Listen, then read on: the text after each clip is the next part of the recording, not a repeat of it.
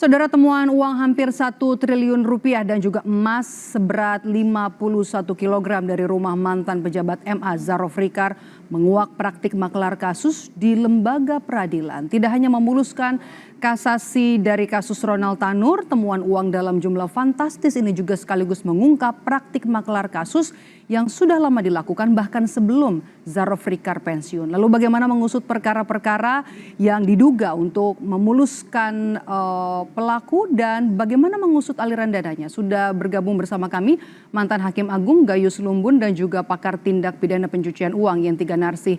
Selamat petang Pak Gayus, selamat petang juga Bu Yenti dengan Maidop di sini. Ya, selamat petang. Saya mau ke Pak Gayus dulu. Kalau kita lihat dari kasus Ronald Tanur ini kan kita bisa lihat ya, jual beli perkara mulai dari pengadilan yang paling tinggi, pengadilan, kemudian juga sampai ke Mahkamah Agung. Anda terkejut dengan pengungkapan Zarofrikar ini atau sebenarnya sudah pernah bersinggungan dengan maklar kasus selama menjabat di MA? Kalau saya melihat situasional masyarakat memperhatikan peradilan ya, tidak saja di Mahkamah Agung tapi bahkan masyarakat di tataran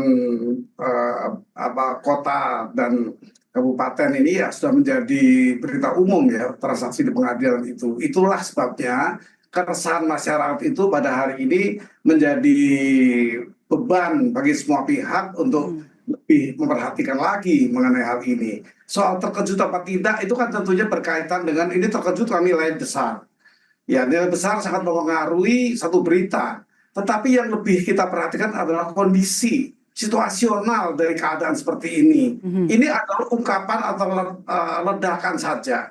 Tapi sebelumnya telah terasa itu. Bagaimana aroma transaksional di pengadilan atau di dunia peradilan yang sering dicuapkan oleh banyak pihak. Tetapi belum ada penanganan yang serius dari negara atau pemerintah.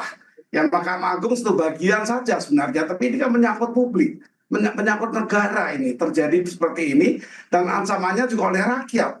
Kalau kekecewaan rakyat terhadap peristiwa seperti ini ya, yang saya khawatir nanti ingin adanya satu keadilan jalanan ya, street justice yang diharapkan nanti, dan itu berbahaya untuk sebuah negara terhadap bagaimana keamanan bisa dijaga kalau masyarakat sudah diberikan kecewa pada pengadilan. Dan ini momentum bagi saya, tidak besar kecilnya, tapi momentum dari keadaan yang harus diperhatikan oleh masyarakat, terutama oleh pimpinan negara dan pimpinan lembaga peradilan, itu Mahkamah Agung.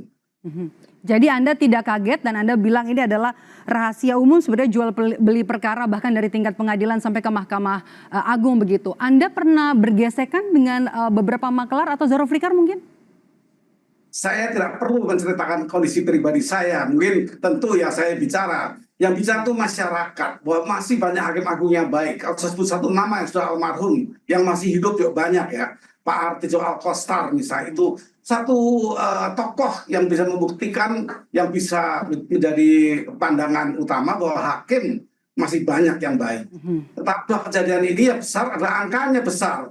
Tapi bagi saya peristiwanya lebih perlu dipahami. Oke, nanti kita akan ke sana Pak Gayus. Saya mau ke Bu Yenti dulu. Bu Yenti, kalau kita lihat Zarof ini kan pegang uang yang angkanya fantastis, 51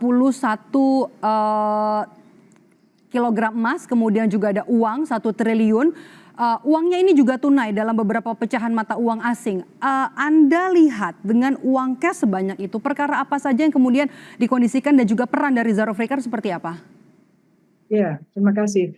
Ya, kalau saya terus terang aja terkejut ya. Terkejut itu bukan berkaitan dengan perkaranya, tapi berkaitan dengan ada seseorang yang sekarang ini terindikasi, tersangka, melakukan korupsi. Korupsinya berupa apakah nanti gratifikasi atau menerima suap yang sudah hampir lebih dari 10 tahun dan 2 tahun yang lalu pensiun dan uangnya itu ada di rumahnya gitu ya. Emasnya di situ. Artinya apa? Ketika yang bersangkutan itu nanti seandainya sudah terbukti dia melakukan korupsi, menerima dan bersamaan dengan itu kita akan melihat alirannya kemana juga. Artinya apa? Artinya pejabat Mahkamah Agung ini nampaknya sudah ancang-ancang menghindari TPPU gitu ya, karena kebanyakan uangnya tidak dibawa kemana-mana. Tapi saya yakin tidak semuanya itu disimpan, karena dari LHKPN itu kan ada tanah, ada mobil dan sebagainya. Jadi harus segera menggunakan TPPU agar nanti ini juga PPATK sedang menelusuri siapa saja sih yang menerima. Artinya selain hampir 1 triliun dan 51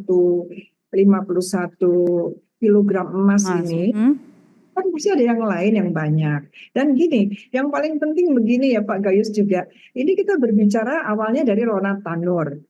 Kemudian ada yang ditengarai suap atau gratifikasi kepada pengadilan kan. Kemudian pada waktu kasasi juga, kemudian ini melibatkan karena pengacaranya yang dari pengacara vonis bebas, kemudian pengacara kasasi sama. Itu minta perantara, minta bantuan mafia kasus ini ke pejabat ini. Tapi pelaku utamanya kok nggak ada ya yang membayar, yang menyuap itu siapa kok belum muncul gitu. Yang menyuap agar Ronald Tanur itu bebas itu belum muncul. Padahal itu pelaku utamanya itu terlepas itu motivasinya dari mana? Apakah dari terdakwa pada waktu itu ya terdakwa kemudian dipidana ternyata bebas gitu ya. Kemudian dikasasi, tapi pasti yang bayar itu kan pasti bukan pengacaranya kan. Pengacara itu pasti hanya perantara untuk menyampaikan kepada hakim-hakimnya. Jadi kita ingin tahu juga masyarakat harus diedukasi bahwa pelaku utamanya berkaitan dengan Ronald Tanur itu siapa. Kemudian kita kembali karena ini membuka kotak vendor, ternyata ada pejabat yang menurut keterangan awal sudah sejak 2012. Ya, nah, itu. Dari 2012 hingga tahun 2024 ya, Bu Yenti. Kemudian dari sisi penyidik, bagaimana kemudian bisa membuktikan uang ini dari perkara apa, kemudian juga siapa mafia kasusnya, kemudian juga siapa-siapa saja majelis hakim yang diduga menerima uang dari maklar kasus ini? Ya, ini tugas beratnya kan itu harus bongkar semua ya, karena kalau dalam pilar-pilar kelembagaan sistem integritas nasional itu sistem peradilan yang independen itu menjadi sangat penting. Jadi kita tidak akan bisa berjalan kemana-mana negara ini ketika banyak korupsinya, kan ini jadinya korupsi, banyak masalah hukumnya, tetapi pilar independen peradilannya sendiri justru korup. Ini pilar peradilan itu kan berarti kemungkinan kalau hakim sudah disuap atau menerima gratifikasi kemudian untuk merekayasa putusannya, itu bisa jadi bukan hanya hakim-hakimnya tetapi pengacara dan hakim ini bisa jadi juga merusak JPU-nya, merusak penyidiknya. Nah ini kan harus dibongkar semua. 2012 ini kan PPATK juga sedang menelusuri dan harus dicari 2012 itu dari masuknya PPATK itu ada aliran dana dari ZR ini kemana saja, hakim-hakim itu yang menangani itu kasusnya kasus apa saja. Artinya harus berani membongkar semua kasus yang pernah bersinggungan dengan ZR ini. Saya mau ke Pak Gayus. Pak Gayus, Zarofrikar ini mengaku dari 2012 hingga 2024 ada praktik maklar kasus di sana, termasuk juga uang 1 triliun rupiah. Anda melihat praktik maklar kasus ini tidak tersentuh oleh pengawas di MA atau seperti apa? Pengawasan dan penindakan ini satu lembaga yang memang organ tetap di Mahkamah Agung maupun di luar Mahkamah Agung sebagai organ di luar ya, atau ini lembaga yang berada di luar Mahkamah Agung seperti Komisi Yudisial. Nah, untuk ini kita semua tahu dan sejak berdirinya sampai hari ini juga berperan aktif. Tetapi kan memang kejadian seperti ini tidak bisa dengan mudah diketahui sebelumnya. Sehingga yang belum punya adalah bagaimana kita mempunyai satu lembaga pencegahan. Pencegahan ini tidak pernah dipikirkan dengan sebuah lembaga yang tepat untuk melakukan hal-hal yang bisa mencegah terjadinya seperti ini. Dan memang tidak mudah membentuk lembaga pencegahan. Tetapi kita bicara setelah terjadi seperti ini, bagaimana ke depan? Itu hal yang lebih penting, atau bagaimana mengungkapkan kaitan-kaitan dengan pihak-pihak yang terkait ya. Kalau kita bicara money laundering, terlalu sempit, karena money laundering itu hanya arah ke bagaimana uang ini mengalir. Tapi lebih dari itu harus diketahui dengan metode apa kita bisa mengetahui adanya pihak-pihak terkait melalui satu sistem hukum yang sudah ada. Ada 3 di sini, yaitu melalui pembuktian itu utamanya. Semua kejadian hukum itu harus dimulai dari pembuktian sehingga itu sah. dan itu merupakan satu instrumen yang Jadi Anda tepat. merasa Anda melihat pengawasan di MA ini kurang begitu sehingga masih ada maklar kasus selama bertahun-tahun, belasan tahun yang terjadi di Mahkamah Agung? Ya bukan hanya tidak maksimal, memang perangkatnya pun juga tidak memadai. Kalau kita sebut saja KY itu tidak punya perangkat pengawasan yang cukup memadai. Dia tidak punya satu sarana pencegahan melalui penyadapan misalnya. Dia tidak punya. Saya di DPR 10 tahun membidangi ini. Oke. Baik, kita kembali lagi ke kasus ini.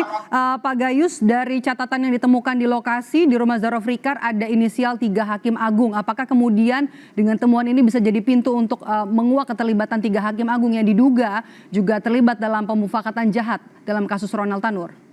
Ada 3 sistem, bukan alat, sistem yang dapat dikerjakan dengan baik. Yang pertama beban pembuktian yang normal, itu jaksa harus punya beban membuktikan.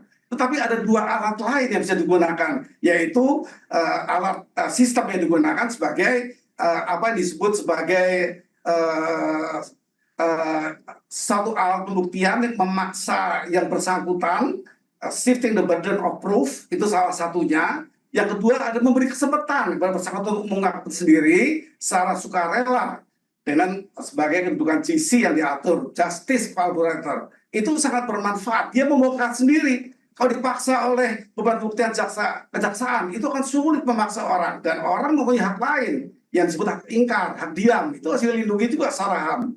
Oleh karena itu, hal lain adalah diarahkan pada satu sistem yang baru, yaitu justice collaborator. Dia diberikan kesempatan untuk membuka sendiri seluas-luasnya, perkara terbuka, negara bisa mengatur dengan pengaturan negara, yang bersangkutan diberikan kesempatan untuk dilindungi, diberikan perlakuan khusus, dan diberikan potongan hukuman kalau memang hukuman itu terlalu tinggi. Tapi ada manfaat lain, yaitu negara menemukan, membongkar, tidak usah mulai menggunakan aliran dana kemana, tidak usah. Dia akan menceritakan sendiri aliran itu kemana, karena dia punya beban yang disebut sebagai hak untuk menjadi GC. Oke, Bu Yanti, Anda melihat bahwa pemeriksaan 3 hakim ini bisa jadi langkah untuk kemudian mendalami aliran dana dari Zarofrikar? Iya, ini kan terungkapnya bahwa Zaro ini kena itu kan ketika putusan kasasi ya, kasasi karena memang dirasakan juga putusannya itu 5 tahun itu sangat ringan dibandingkan dengan perbuatannya ya, karena itu bukan penganiayaan berat sih, pembunuhan kan itu, karena pembunuhan itu kan ada sengajanya, itu sengaja kemungkinan, karena tidak mungkin ada orang menganiaya itu menabrak gitu ya, itu pasti bisa menimbulkan kematian, berarti kita bisa masuk pembunuhan, dan kenyataannya juga meninggal, bukan percobaan pembunuhan. Pidananya ancamannya tuntutannya sudah betul ya 12 tahun, tapi putusannya 5 tahun. Ini kan juga dicurigai ya, ini tidak menjawab rasa keadilan korban. Ya ini memang ya, kalaupun kita akan ke sistem nantinya bagaimana memperbaikinya, ini harus dibongkar dulu semuanya, harus dibongkar. Pencucian uangnya paling tidak, ini kan dia mendanai film ya. Ini cara dia mencuci uang antara lain menjadi produser film. Ini juga harus dilihat. Jadi nanti masyarakat itu juga enggak mudah ya ketika ada orang menawarkan dananya untuk membuat film gitu ya. Itu juga apakah yang bersangkutan itu profilnya itu sesuai tidak dengan biaya yang harus dikeluarkan. Ini harusnya sistem-sistem pencegahan ini jalan. PPATK juga harusnya nanti kita lihat aliran-aliran dana itu siapa saja yang menerima berapa aliran dananya. Kalau sampai banyak yang tidak sesuai ya, mencurigakan atau 500 juta ke atas, ternyata bank itu tidak lapor, berarti sistem pencegahan juga nggak jalan. PPATK juga boleh kita menanyakan kepada, atau OJK menanyakan kepada bank-bank itu ketaatannya. Baik, kita tunggu. Ya. Baik, terima kasih Bu Yanti dan juga Pak Gayus. Kita tunggu nanti langkah Kejaksaan Agung lebih untuk bisa mengusut pemufakatan jahat dan juga jual beli perkara yang dilakukan oleh mantan pejabat di Mahkamah Agung. Terima kasih Pak Gayus Lumbun dan juga Bu Yanti Ganarsi sudah bergabung bersama kami di Kompas Petang. Sehat selalu.